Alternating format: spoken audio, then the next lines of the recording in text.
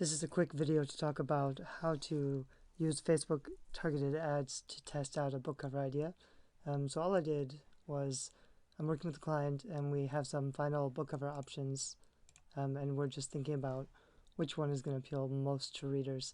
And so on one of my accounts, which is marketing for writers, I just put which of these book covers appeals to you, and I have my covers and my options. So the point is to ask a really simple question and to show the options. This isn't going to work so well if none of these covers were very good, or because all these covers are very similar. There might actually be a better cover, and so getting feedback on a few options might not be very relevant if none of the options are good, which can be a danger.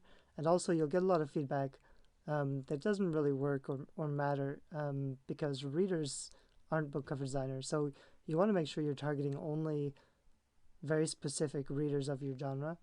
And so in this one, I'm not sure if you can see, I set the audience to people who like science, Stephen Hawking, or I fucking love science, which is a really popular Facebook group. So only those people will see these covers, and that's the right target audience, but they don't necessarily know anything about book cover design. So you can't take everything they say as gospel.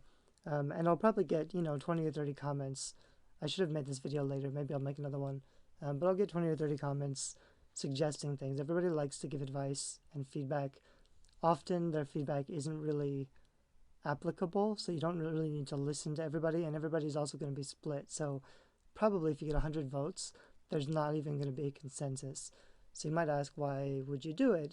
In some cases, I've written posts about why actually asking for feedback like this is kind of a waste of time. But the reason you want to do it is that it's easier to start getting feedback from your target audience with stuff like this, where you're asking for their opinion, than it would be if you just give them one cover and you say, here's my book, go buy my book. They won't be very interested. They may not pay attention to your post because it's promotional.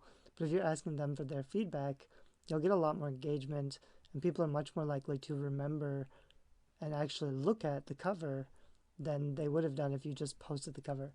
So that's why you would ask for feedback. It's kind of like pre-marketing. It's starting to get awareness of your book out there, especially right before you launch it.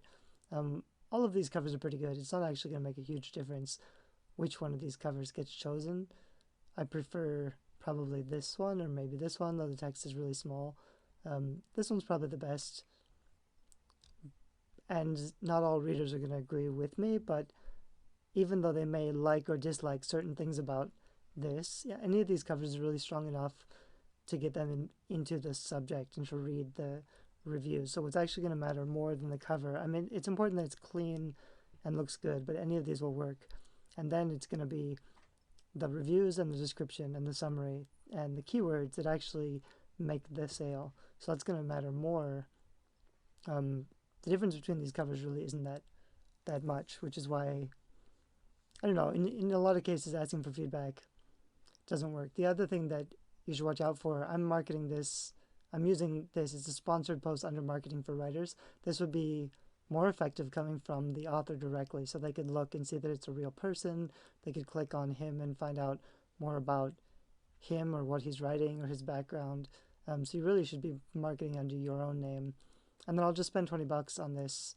$20, it's not really sales, but it's good pre-marketing. I could also put a comment saying, hey, if anybody wants to be, probably after I get a lot of feedback, maybe I get, I spend $20, maybe I get 50 or 100 comments if I'm lucky. Then after people comment, I could say, hey, do you want to be a beta reader? I'll give you a free copy of my book if you come sign up on my list. Then you could start getting into real marketing. If you can get people interested in your book and signed up to your list before your launch, that's going to be really valuable for you.